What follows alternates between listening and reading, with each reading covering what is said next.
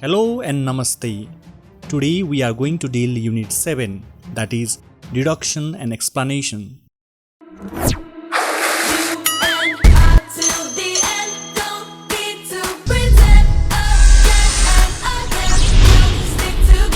We use different modal verbs for deduction and explanation. Some of them are must, can't, may or might, and may not or might not.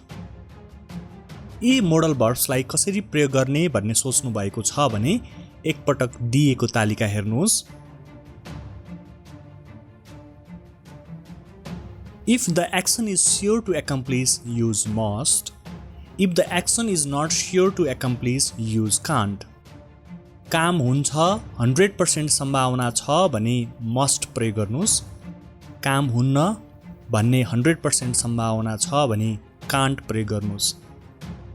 Similarly, if the action is likely to accomplish, use may or might. If the action is unlikely to accomplish, use may not or might not. काम हुन सक्ला भन्ने सम्भावना 50% छ भने may अथवा might को प्रयोग गर्नुहोस्. काम नहुने सम्भावना 50% छ भने may not अथवा might not को प्रयोग गर्नुहोस्. ध्यान दिनुहोला, may र might प्रयोग गर्ने कन्डिसन्सहरु रहेका छन्, तर यो लेभलमा क्लास 12 मा तपाईले मे अथवा माइट सब्स्टिट्युट को रूपमा प्रयोग गर्न सक्नुहुन्छ. Now let us see the examples. First example, I am sure he is a singer. Second example, perhaps he is a singer. यो पहिलो प्रश्नमा I am sure भनेको छ 100% सम्भावना, he is a singer positive छ, 100% पोजिटिभ मस्ट प्रयोग गर्नुपर्छ. दोस्रोमा हेर्नुस्, perhaps छ 50% सम्भावनालाई बुझाउँछ, he is a singer positive छ, 50% सम्भावना पोजिटिभ छ भने may अथवा might को प्रयोग गर्नुपर्छ. So our final answer is he must be a singer. He might be a singer.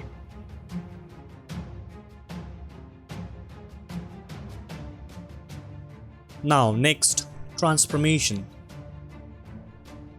If the given sentence is in simple present tense, that is V1 or V5, you have to change using modal verbs plus V1.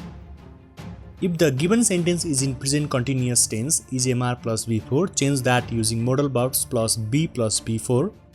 If the given sentence is in present perfect or simple past tense, that is has F plus V3 or V2 simultaneously, then use modal verbs plus have plus V3. If the given sentence is present perfect continuous or past continuous, that is has have been plus V4 and was were plus V4 simultaneously, use modal verbs plus have been plus V4. सामान्य तरिकाले यसलाई बुझ्नुस्. Simple प्रेजेन्टमा question दिएको छ भने त्यसमा model verbs plus V1 को प्रयोग हुन्छ. प्रेजेन्ट कन्टिन्युअसमा प्रश्न दिएको छ भने model verbs plus B plus V4 को प्रयोग हुन्छ. has have प्लस V3 अथवा V2 यो जुनसुकै टेन्समा पनि क्वेशन दिएको छ भने हामीले चेन्ज गर्दाखेरि model verbs plus have plus V3 को प्रयोग गर्छौं. त्यस्तै गरी प्रेजेन्ट पर्फेक्ट कन्टिन्युअस अथवा पास्ट कन्टिन्युअस यो दुईटा मध्ये जुनसुकै टेन्समा दिए पनि हामी चाहिँ model verbs plus have been plus V4 मा चेन्ज गर्छौं. तपाईहरुले मोडल verbs कसरी प्रयोग गर्ने भन्ने कुरा बिर्सिसक्नु भएको छ भने म फेरि एकचोटी तपाईलाई सम्झाउने कोसिस गर्छु. 100% स्योर काम हुन्छ, मस्ट को प्रयोग गर्नुस्. 100% अनस्योर काम हुँदैन, कान्ट को प्रयोग गर्नुस्.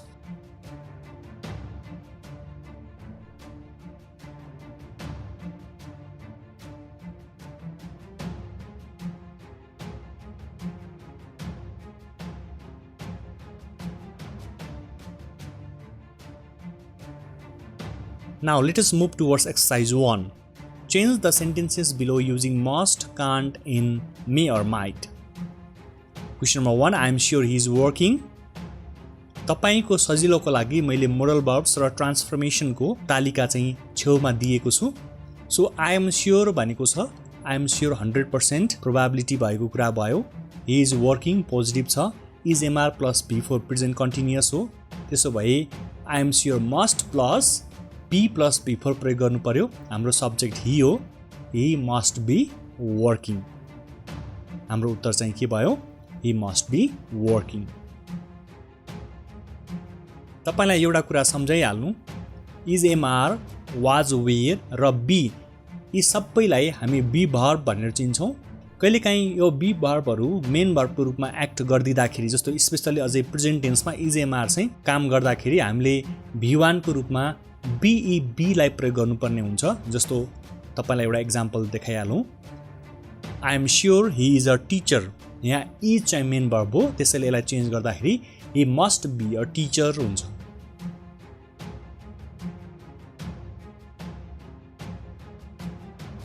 Question number 2, perhaps he is going to ask me। Perhaps 50% probability छ, he is going to ask me। Tense हेर्नुस्, is MR plus B4 को प्रयोग भएको छ, so may might plus be plus B4 को प्रयोग गर्नु पर्यो। हाम्रो एन्सर के हुने भयो भन्दा he might be going to ask me। Similarly, question number 3, I am sure he is not French।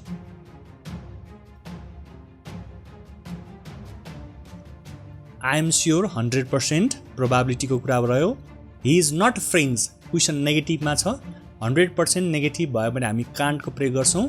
So हामीले के गर्नु पर्यो, he is not भनेको छ, सिम्पल प्रेजेन्ट टेन्स छ। सिम्पल प्रेजेन्ट टेन्समा पनि is MR प्रयोग भएको हुनाले हामीले be verb प्रयोग गर्नुपर्छ, be लाई प्रयोग गर्नुपर्छ। उत्तर के हुने भयो, he can't be French। Question number 4, I am sure they stole the money। I am sure 100% probability they stole the money positive, so they must have stolen the money। ध्यान दिनु होला, स्टोल चाहिँ पास्ट टेन्समा छ। Stall past टेन्समा भएको हुनाले, simple पास्टमा भएको हुनाले यसलाई हामी ह्याभ प्लस V3 मा चेन्ज गरेका छौं। नम्बर 2 को ट्रान्सफर्मेसन एकचोटी ध्यान दिएर हेर्नु होला। Question number 5, perhaps he was listening। Perhaps 50% probability he was listening, past continuous tense, was were plus B4। अब यसलाई चेन्ज गर्दाखेरि के हुन्छ, have been plus B4 प्रयोग गर्नुपर्छ। So the answer is he might have been listening। Question number 7, perhaps you went home। अब तपाईले कुरा बुझिसक्नु भएको छ, अघि नै सिकाए जस्तै गरी अब तपाईले आफै उत्तर दिने प्रयास गर्नु होला। Question number 8, perhaps he is not coming। Question number 9, I am sure they weren't camping।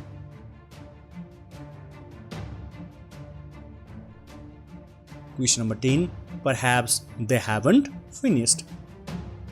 तपाईहरु उत्तर लेखिन्जेलसम्मको लागि यो भिडियोलाई यही पज गर्न सक्नुहुन्छ।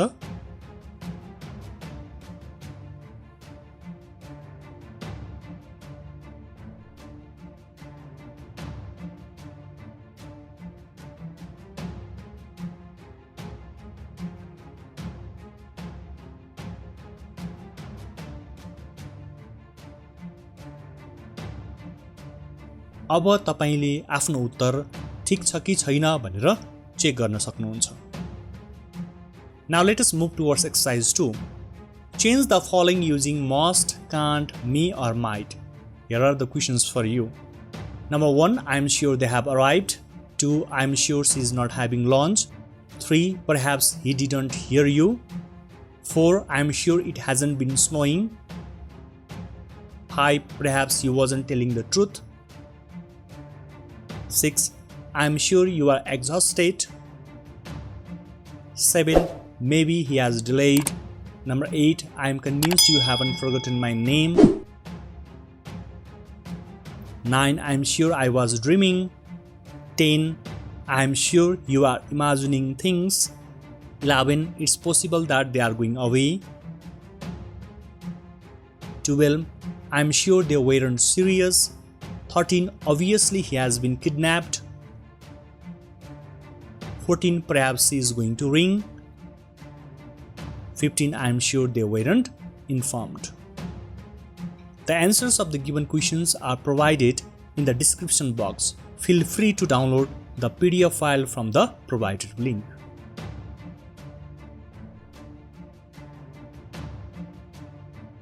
Let us revise what we have learned till now. सबैभन्दा पहिला मोडल verbs कसरी प्रयोग गर्ने भनेर सिक्यौं 100% छ प्रोबेबिलिटी र काम हुन्छ भन्ने जनाउँछ भने मस्ट 100% प्रोबेबिलिटी छ काम हुन्न भन्ने जनाउँछ कान्ट 50% प्रोबेबिलिटी छ काम होला भन्ने बुझिन्छ मे अथवा माइट 50% प्रोबेबिलिटी छ काम नहुने भन्ने अथवा काम हुँदैन होला भन्ने छ भने मे नट अथवा माइट नट त्यस्तै ट्रान्सफर्मेसनमा हामीले पढ्यौं सिम्पल प्रेजेन्टमा छ भने v1 प्रयोग गर्ने प्रेजेन्ट कन्टिन्युअसमा छ भने b + v4 प्रयोग गर्ने प्रेजेन्ट पर्फेक्ट अथवा सिम्पल पास्ट छ भने have + v3 को प्रयोग गर्ने प्रेजेन्ट पर्फेक्ट कन्टिन्युअस अथवा पास्ट कन्टिन्युअस छ भने have been + v4 को प्रयोग गर्ने Next topic, deduction and reasons if. Here's an example for you. He can't be a soldier, he's not wearing a uniform. यसलाई if लगाएर deduction गर्दाखेरि the answer is if he was a soldier, he would be wearing a uniform.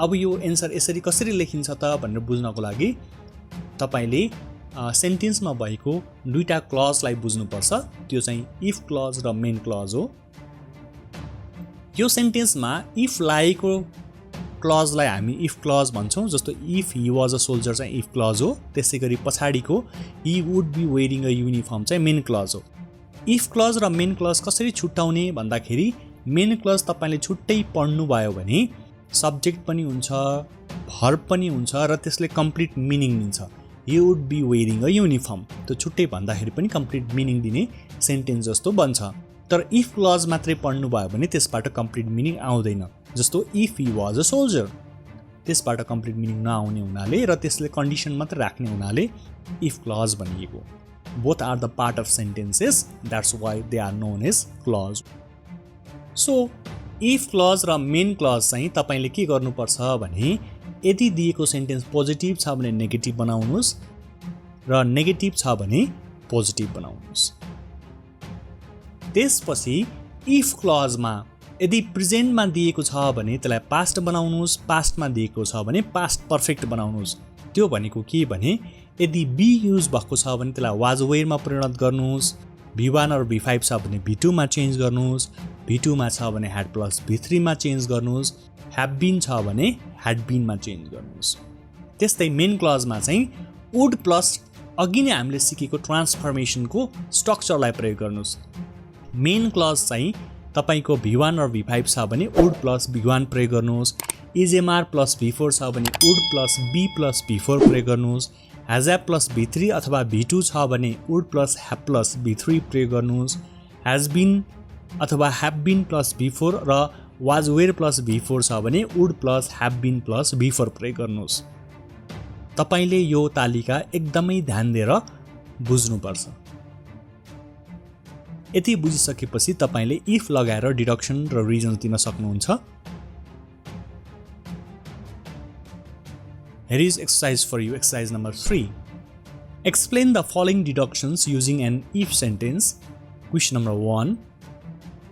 He can't be a student. He is not wearing a uniform. The answer is he can't be a student भनेको छ हामीले के गर्नु पर्यो यसलाई positive बनाउनु पर्यो if he was a student he is not wearing a uniform छ is mr + v4 भएको हुनाले हामीले के गर्नु पर्यो b + v4 मा चेन्ज गर्नु पर्यो would लगाएर he would be wearing a uniform Question number 2 there can't be anyone at home the car has gone पहिला त हामीले if clause लाई चाहिँ पोजिटिभ बनाउनु पर्यो there can't be anyone at home लाई if there was किनभने be verb लागेको छ be लाग्यो भने हामी was were मा चेन्ज गर्छौं if there was anyone चाहिँ नेगेटिभमा प्रयोग हुन्छ त्यसको पोजिटिभ चाहिँ someone गराउनु पर्छ त्यो चाहिँ ख्याल गर्नु होला if there was someone at home the car has gone छ has a + v3 so तपाईले प्रयोग गर्दाखेरि have + v3 गराउनु पर्छ if there was someone at home the car wouldn't have gone now try to solve other questions yourself question number 3 they must be having an argument they have shut the door question number 4 she can't have been enjoying herself she left early question number 5 he must have been here recently the kettle is warm number 6 he can't be working at the library I haven't seen him there. Number 7. She must know English. She was listening to the BBC. Number 8. They must have got lost. They are not here yet. If you have understood the use of must, can't, may or might, and the use of if while giving reasons or deductions from this video, you can solve all other questions from this chapter. Some additional questions and their answers are provided in the description box below. Feel free to download it and practice. This much for today. See you in the next video. Till then, stay home, stay safe. See me now, I'm miles above you. Don't care what they're seeing below, 'cause I'm